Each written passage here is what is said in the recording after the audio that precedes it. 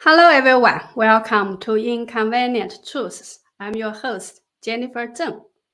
Maybe you haven't heard the name Daxiong or Guo Jingxiong, but you may probably have heard about Star Wars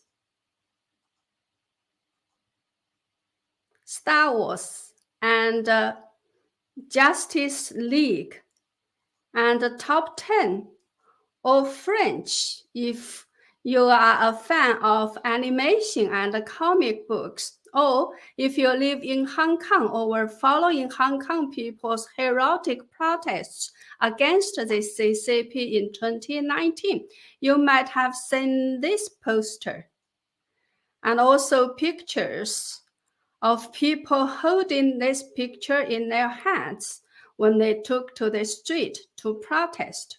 Well, Daxiong is the illustrator of all the above cosmetics and an animation film called Eternal Spring.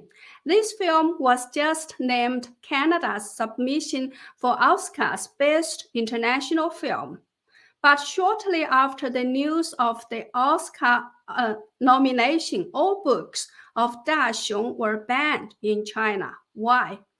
So today I'd like to talk about this as well as an important historic event that is connected to the CCP's deepest fear. So make sure you stick around till the end. Before we start our topic, please make sure that you subscribe to my channel or are still subscribed. Many people have told me they got unsubscribed without their knowledge. If you are subscribed, please like and share my videos and channel to give me a boost. Or go to my website at jenniferzengblog.com to sign up for a membership or make a donation.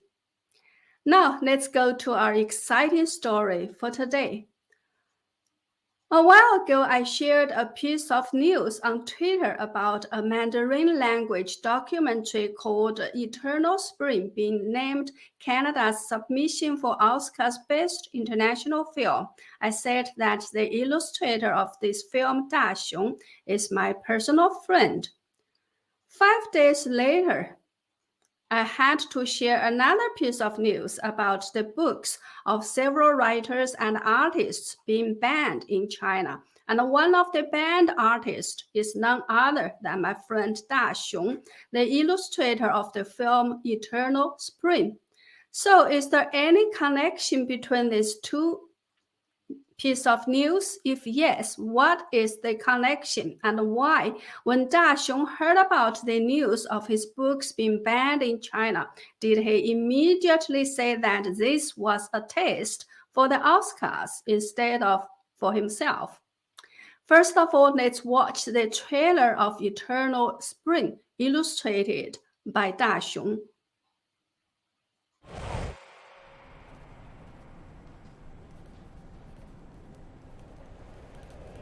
像小孩的，我觉得长城就是一个小孩子看的一本童话书。当然还有很多，在那种寒冷冬天下那种人与人之间的友谊，小朋友之间的、亲人之间的那种非常温暖的感觉。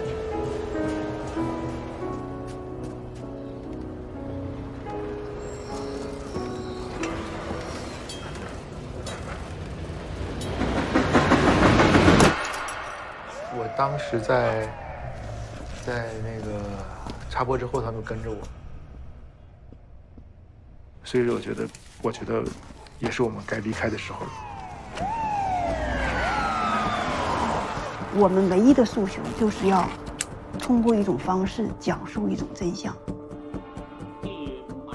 任其迫害，大家谁也不说话。他杀人放火了，那你是人吗？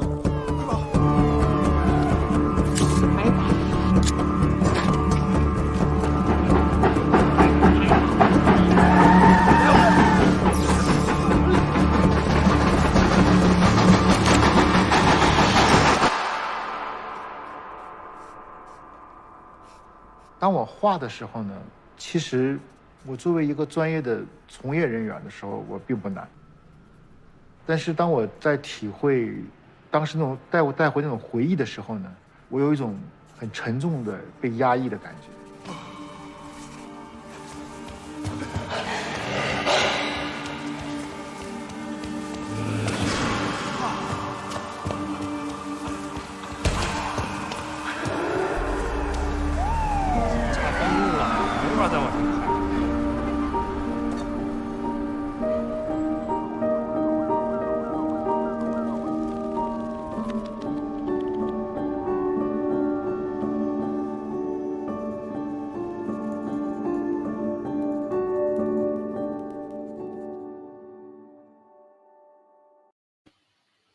Well, this film took 6 years to make. It tells the story of how, after the CCP launched overwhelming persecution, including a nationwide 24/7 misinformation campaign against Falun Gong, a group of Falun Gong practitioners in China bravely hacked the CCP's state broadcaster to expose the persecution. I will talk about this event later. The film was selected as Canada's submission to represent Canada at the upcoming Oscars as a contender for nomination in the International Feature Film category. This is the first time that an animated, documentary, and Mandarin language beat all other types of film and won Telefilm Canada's nomination. The news was announced on August 24th. Then, 3 days later, on August 27, someone from Shandong province in China posted on social media that parents had received notice from the school that books from 6 authors are to be banned. If the parents have them any of at home, they should not let their children read them or let them bring these books to school. Parents were asked to sell these books and put them away. While the notice has listed the names of the books of 4 Chinese authors that are to be banned, it didn't give the names of books of other 2 authors who are also to be banned. Instead, the notice says that all the books of Guo Jingxiong and Long Yintai are to be banned. By the way, Guo Jingxiong is the full name of my friend Daxiong, and Long Yintai is a Taiwanese author and the first Minister of Culture of the Republic of China. This notice from the Education Bureau of Qingdao City in Shandong Province requires all schools to take all the books of 5 authors off the shelves from the school library and teachers' offices, and the first author is Guo Jingxiong. This notice is from the Education Bureau of Yancheng City in Jiangsu Province. It also requires all primary and high schools in the city to take all the books of Guo Jingxiong off the shelves. For the other 2 authors, only 1 book of each is to be taken down. As some of the authors on the ban list are very popular and famous in China and have tens of millions of fans, and their books have been read and loved for many years. Chinese people were very shocked by the orders and kept asking why. Some of them have figured out the main target of the ban order must be Guo Jingxiong, as only he got an overall ban. Other authors must be listed there as a cover-up, as only 1 or several of their books were banned. Then why did the CCP suddenly ban all of Guo Jingxiong or Daxiong's books now? What are the real stories behind all this? Well, Guo Jingxiong was born in Changchun City in China in 1975, and this is his page on Wikipedia. These are some of his other cartoon illustrations, and these are some of the works he posted on his Instagram account. He is very talented and successful artist and is often referred to as China's Cosmic King. He won Golden Monkey King Award at the China International Cartoon and Animation Festival in 2008 in China, top honors at the 23rd Annual Angoulême International Cosmic Festival in 2006 in France, Viewers' Choice Award on Icon 29 in 2010 in the US, Best Original Interactive Production in 2018, which is nominated in Academy of Canadian Cinema and Television. And then this year, the animated film He Zhu became Canada's official submission for the Oscars.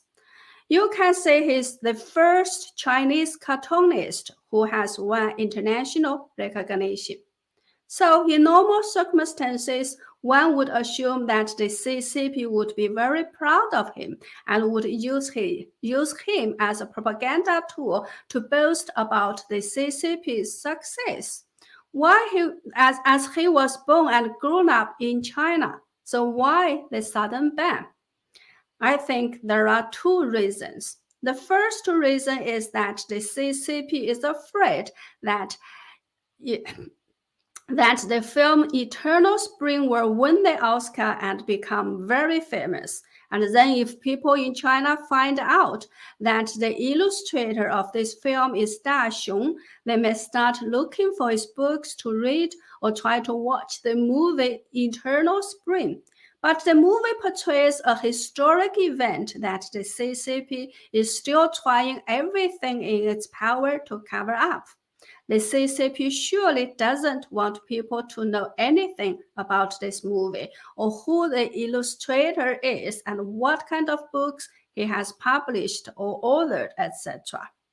The second reason is Daxiong himself. Apart from being a very talented and successful artist, he is also a practitioner of Falun Gong, a spiritual practice that the CCP has been severely persecuted since 1999. Daxiong has been arrested and detained 3 times during the persecution and was lucky enough to escape to the US through Hong Kong in 2008. Wall Street Journal once interviewed him about the persecution he suffered. So if you are interested, you can go there to take a look.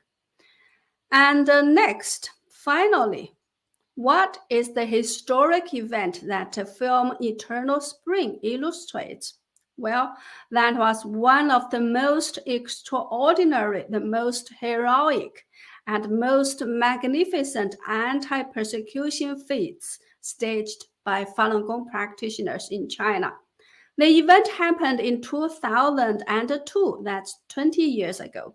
That was the 3rd year into the CCP's overwhelming persecution of Falun Gong. All Chinese people have been bombarded by hundreds of thousands of CCP's false fabricated reports about Falun Gong, and their minds were occupied and poisoned by lies and hatred toward Falun Gong without knowing anything about what Falun Gong really is.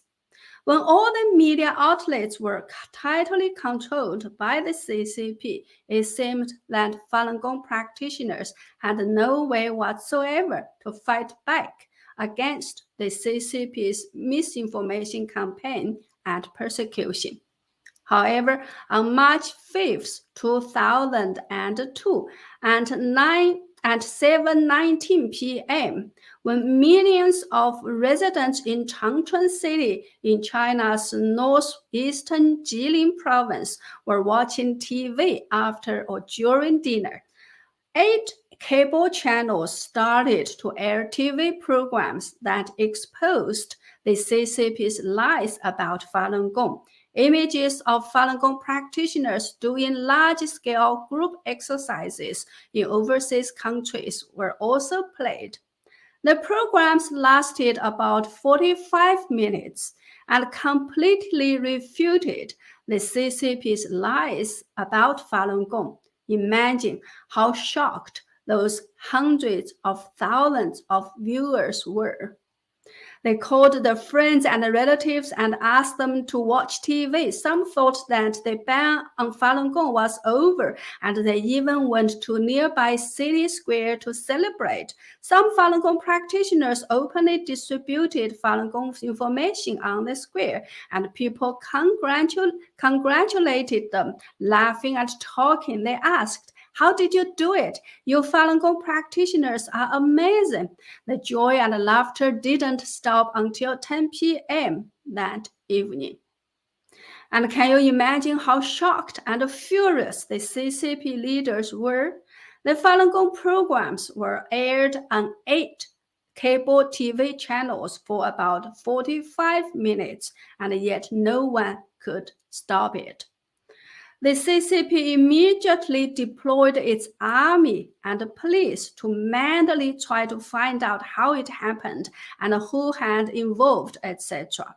During the first round of mass raid, as many as 5,000 Falun Gong practitioners in Changchun City were arrested. 6 of them were tortured to death within only 1 month. The CCP wanted to get a confession from them. We later learned that 18 Falun Gong practitioners had participated in that event, in which they hijacked the CCP's official TV channels to broadcast programs made by overseas Falun Gong practitioners. This kind of thing had never happened in the CCP's history.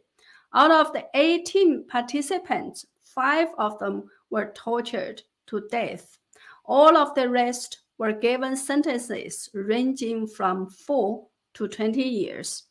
So altogether, for 40 minutes of truth-telling, at least 10 people have lost their lives. 15 people were sentenced to long-term prison time, and over 6,000 people were arrested. Is this too heavy a price to pay? I think nobody in the world can actually answer this question or do a cost calculation, as both lives and truth are priceless. Anyway, this is the historic event that the film Eternal Spring tries to illustrate with artwork. It took 6 years for Daxiong to draw all the scenes in the film, and it is definitely most moving and worth watching. This event is also what the CCP feels most. As an evil party that relies on lies and violence to sustain its rule, the CCP not only feels the peaceful Falun Gong practice that promotes truth, compassion, and tolerance, but also feels most any actions that can expose its lies. Eternal Spring will hit theaters in Canada on September 23rd of this year, with wider theatrical releases in Australia, the Netherlands, the US, and the UK this fall. I hope everyone can go and watch it when it is in your city. Finally, why did Daxiong say his ban in China is actually a test for the outcasts instead of himself? He said he had left China for many years and his books had been banned long ago anyway, so he doesn't really care. But he can imagine that the CCP will surely give a lot of pressure to the outcasts to make sure that Eternal Spring won't win. Given the Hollywood's history of succumbing to CCP's pressure, he doesn't know what will happen this time.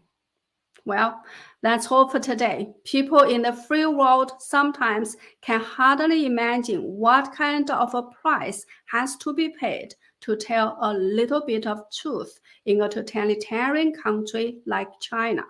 So I think that is why we should all go watch Eternal Spring so that we can appreciate and cherish more what we still have now. Thank you. See you next week.